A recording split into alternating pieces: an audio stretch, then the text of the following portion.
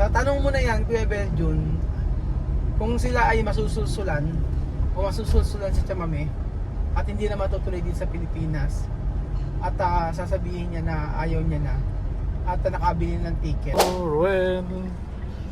Ay, napamahal ng gasolina, Kuya Beljun. Hindi man lang tumaas yung ating ano ba yan? Ba't napamahal ng gasolina? Dagdagan kaya natin 1,000 pa kasi magmamahal daw natin gasolina. Ate, magmamahal pa yung gasolina? Tataas ba uli yung gasolina? Sa ngayon po, wala po pong balita, sir. Wala pa balita. Wala pang balita. Oo nga. Nagpapafull tank ka na ba, sir? 1,000 pa, ate. Sabi sa news. Oo nga, 1,000 pa. O, yan. So, grabe ang ngayon po, ang halaga po ng gasolina is 76 ata. 76 per litro, di ba?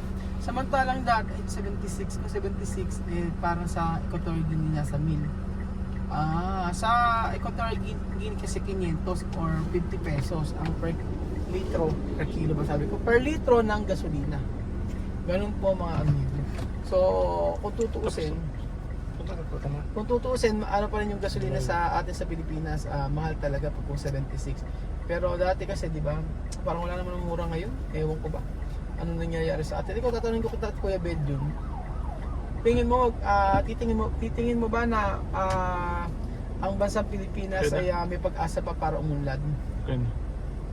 Okay, Beljun? Are you with me, Kuya Beljun? Ano iniisip mo, Kuya Beljun? Ikaw ang gusto mong mag-vlog ng ganyan, tapos pagkayari hindi mo masagot ang tanong ko. Ano ba talaga, Kuya Beljun? Tara na kasi parang natatagalan ka dito. Ang tanong ko nga, meron akong question nga sa'yo. Ang question ko ay, ano ba talaga? Meron bang pag-asa ang Pilipinas para umunlad pa? Siyempre, of course, meron. Lahat na tayo may pag-asa. Ito nga may pag-asa, Please elaborate. Pag-asa natin para umunlad, isa na maging kuha tayo, maging masipag at bawasan ng corruption. At maging magpapabigay sa kapwa. Tingin mo ba may magtulungan ang bawat isa para hindi lang isang angat, lahat tayo angat. Tingin mo ba, Kuya Beljun, kapag napalitan yung mga namumuno ay ganun uunlad ang Pilipinas? Hindi pa rin, ganun pa rin. Ganun uunlad sa pamumuno na yan. May mga lahat namunog, ayusin, straight to the point sila dapat ang unahin mo na lang yung bayan at yung mga kanyang constituent o kanyang kababayan. Dapat unahin yun. Kung ikaw ang magiging hindi muna yung sarili, unahin mo na yung mga kasama niya sa kanyang nasa kupo sa mga bahay sa ating mga kasama natin sa ano ba yun? kapwa Pilipino. Yun na unahin mo yung mga Pilipino dapat. Bilang Pilipino, unahin mo yung Pilipino. Kung ikaw ang magiging presidente ng Pilipinas, Kuya Beljun, ano ang una mong proyekto na gagawin? Siyempre, makakatulong sa mga mahihirap. Iunahin mo natin yung mga mahihirap. Marami nang magsabi ng mga na ganyan, pero pabahay, pabigay ng pagkain, sustainable living, sustainable livelihood. Isa lang ba yun ang tinatanong ko, ano ang unang proyekto na gagawin mo? Oo nga, yung mga pabahay sa mga mahirap.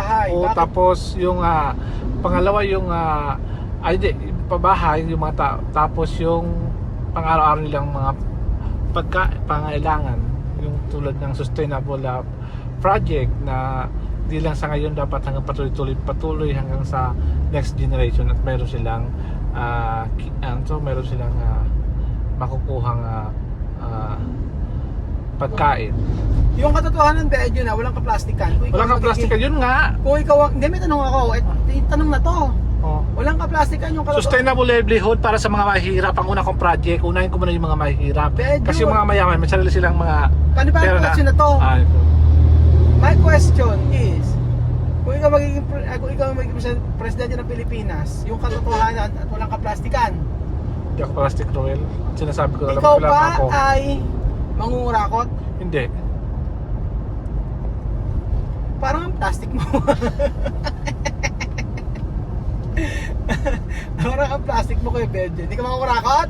Hindi ako mangungurakot. Yung totoo! Kasi kung buko ako ng Pilipinas, mayaman dapat ako kung maging president ako ng Pilipinas. May pera ako.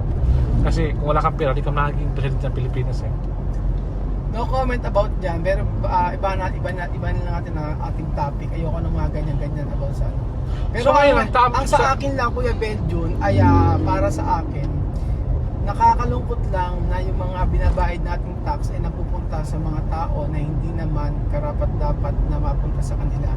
na hindi nakokontento sa kanilang sinasahod. Oo. Bagkos tayo ay naghihirap, Yes. nagbabayad ng tax at Yes. grabe yung binabayaran every year sa lupa, sa lahat niyan. Yes. Grabe ang So, check.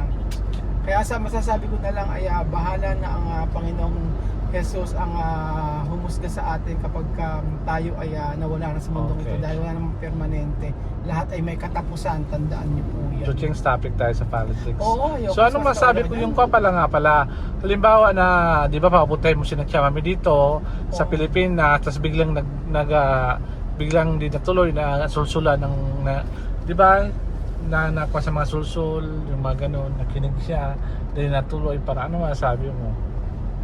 Ano kaya Anong gagawin mo? Halimbawa natuloy si Chamami pumunta dito, may ticket na, meron Oo, ng ano lahat, nangyari? Oo. tapos biglang nagsabi na hindi na matutuloy dahil sa di ba may mga factors na pwedeng dahilan. Nakabili May ticket ng na, tapos tapos hindi na matutuloy. Hindi na matutuloy. Sa tanong mo na yan, Kuya Beljun, kung sila ay masusulsulan o masusulsulan sa Chamame at hindi na matutuloy din sa Pilipinas at sasabihin niya na ayaw niya na at nakabili ng ticket, abay hindi ko pipilitin sarili ko, di ba? Yung second chance na minsan binigay mo sa kanila ay enough na yun. Kung hindi siya matutuloy at ayaw niya at hindi niya gusto, ay yun na yun. Hindi na ako siguro yun na yung time para mag-stop ako na sa ginagawa kong pagtulong sa kanila. Dahil i-stop ako sa pagtulong sa kanila pero tutuparin ko yung pangako ko. Kasi ang pangako ko is ayusin yung mga project ni Chamami dun sa Equatorial Guinea. Yun lang naman yung pangako ko kay Chamami eh.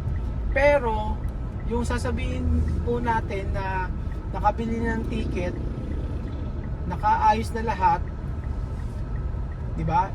Ang laki na nang naubos, tapos hindi matutuloy dahil may nagsusul sa kanya at marami nagsabi na hindi about sa akin, na hindi maganda, ay simple lang naman doon. Eh di huwag silang pumunta, di ba? Bisan lang pangalawang chance na to eh, yung unang pagkakataon na pumatok sa kanila ang opportunity at sila ay bumalik doon sa Equatorial Guinea at nabigyan ng second chance, ay napakapalad na nila. So pagka nangyari yon na sila ay hindi tutuloy at sila ay masususulan at sila ay maniniwala sa mga sabi-sabi ng ibang tao, ay hindi ko na problema yon. Basta sa akin, ako ay magkapatuloy ang buhay ko, magpatuloy sila sa buhay nila doon at syempre yung pag-support natin sa kanila lalo na sa pag-aaral ng mga ganyan, stop na tayo sa ganyan, bahala na siyang bumuhay sa kanyang mga anak, di ba? Ganun lang naman, napakasimple. Bakit mo pahihirapan ng sarili mo? Kung ikaw ba tingin mo gagastos ka ng napakalaki tapos pagkayari nakabili ka ng ticket hindi ka tutuloy, ano pang gagawin mo? Ano ikukumbinsin mo pa silang tumuloy? Ganyan, aba hindi na tama yun, sobra na. Sabi ko nga, yung bawat desisyon natin sa buhay ay nakadepende sa atin kung pag-iisipan natin or isa sa puso natin. Kaya dapat maghingi siya ng guidance sa Panginoon sa lahat ng mga desisyon niya sa buhay. Yung unang pag-uwi nila is sa malaking pagkakamali yun, tingin ko, sapagkat yung pag-aaral, yung kahalagahan ng pag-aaral ay hindi ko nakita na mahalaga sa kanya. That time na siya ay umuwi sila sa Equatorial Guinea. Ngayon nakikita ko na nalaman niya na ano ang difference ng pag-aaral dito sa Pilipinas kumpara sa Equatorial Guinea. Alam niya yung difference noon. Kaya for sure ay matutuloy yan. At sakali man sa tanong mo kasi na hindi na matutuloy, enough na. Tapos na, nagawa ko na yung part ko sa kanila. At ako yung kapatuloy ang buhay ko. Ako mamumuhay na kung saan ay pwedeng tumulong sa iba. Tulad ni Ate Janet, di ba? Yung ginagawang bahay ni Ate Janet is malaking tulong yun na kung saan ano man mangyari at magkaroon ng bahay sa Ate Janet, napakapalad niya dahil nabigyan siya ng magandang blessing. At saka yung mga pinag-aaral natin sa Pilipinas, di ba? Kung hindi natin maibigay din sa mga Aprikano at wala tayong mapagtapos sa mga Aprikano, eh di bahala ng Lord. Baka sabi ng Lord, eh, tama na, yan na yun. Nabagawa mo na yung part mo, wala ka dapat ika-guilty, wala ka dapat wala ka dapat ikasama ng loob, wala ka dapat ikalungkot, di ba? Baka talagang hanggang doon lang yung nais nila sa kanila buhay, di ba? Kaya yun, para sa akin, minsan lang magkaroon ng opportunity, dapat i-grab mo at dapat pahalagahan mo yung mga taong tumutulong sa'yo. So ano, may tatanong ka ba? Tataray. Very well said. Eh nga, hindi ko, hindi, Very well kasi said. actually, sa totoo lang, yung mga susul na yan, yung iba hindi naman naniniwala may susul. Anong hindi naniniwala? Anong reason kung bakit nagkakaganyan? Kasi syempre, nilalason yung utak ng mga tao na napaka-pure na magmahal sa ating mga Pilipino. Kaya sabi ko, hanggat si Chapamea hindi lumulubay sa social media hanggang din tingin ko naman naunawaan niya na yung mga nangyari. Kasi bakit niya sasabihin kung maunawaan niya yung mga nangyari? Abay, ilang buwan ko siyang hindi pinadalan sa Equatorial Guinea at hindi ko talaga tinalungan. Ano sabi niya? Tiempo by tiempo, time by time. O nagkataon na hindi niya time before at talagang sabi ko sa kanya, hindi ako makapagpapadala sa iyo. Sabi ko sa kanya dahil marami akong dapat unahin. And then na-realize niya na hindi niya na panahon. Yun, that time. Pero syempre, ang puso ko kasi talaga ay nakikita ko na yung mga bata ay mahal na mahal ako. Diba? Alam mo yan, Kuya Beljun. Mahal ako ng mga anak ni Chamame. Kumpara sa saksiyan natin about sa magnanay. Nakita mo yung bata, di ba? Sa nanay, yung bata, alam mo yun, di ba? Namahal lang ako dahil ngayon. Dumating sa point na tinanong ko siya, sinabi ko sa kanya, di ba? Dumating sa point na sinabi ko sa iyo yung isang bata, sabi ko, sasabihin mo lang mahal mo ako dahil meron ako at nang binibigay sa iyo. Pero pag once na nawala ako, nanay din mismo rin sabi niyo. Pero okay na, tapos naman na yun. Ang mahalaga naman ay nalaman ko na yung katotohanan.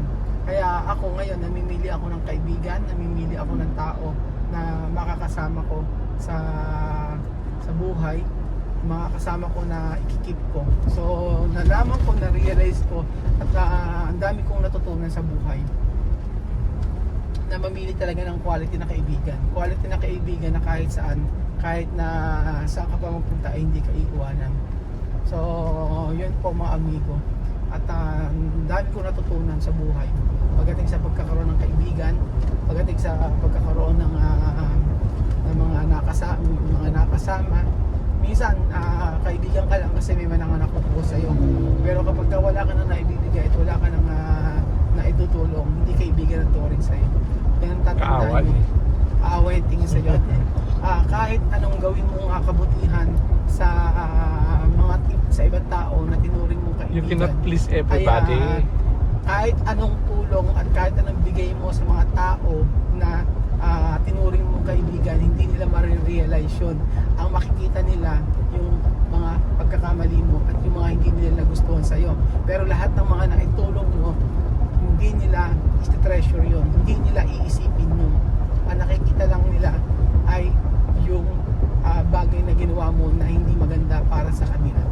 So, sa dami ko naging kaibigan, alam ko na yan. Pero si Chamame, nakita ko na totoong kaibigan. Ikaw, tanong kita, Beberjum, bakit mo masasabi totoong kaibigan si Chamame? Sige, ikaw tanongin ko. Bakit ko nasabi? Kasi hindi siya gumagawa ng masama laban sa iyo. Laban sa akin, laban sa atin. Hindi siya gumagawa ng masama at yung sa puso niya, sinasabi niya kung galit ka o hindi. Kasi ang totoong kaibigan ganun. Pero ang hindi totoong kaibigan, kahit galit niya sinasabi sa iyo. Sabi, totoo yun. Sinasabi, pag galit siya, sabihin talaga sa iyo yung galit siya. Diyan mga pag galit siya, sasabihin niya talagang galit siya. Sasabihin niya gano'n. Tapos in addition for that, si Chame pagkasalanan niya, humingi siya ng tawad, tapos mabilis siya magpatawad. Mabilis siya magpatawad. Yun. Pagka nag-sorry ka na sa kanya, wala na. Oo. Tapos kapag tinapik-tapik mo na likod niya, iiyak na siya. okay na sa kanya. Ganun yung, kaya malalaman Tapos, na pag galit ka na, intindihan naman niya. Bakit ka alam Oo, mo nagawa mo oo, yun dahil sa oo, totoo. sobrang galit.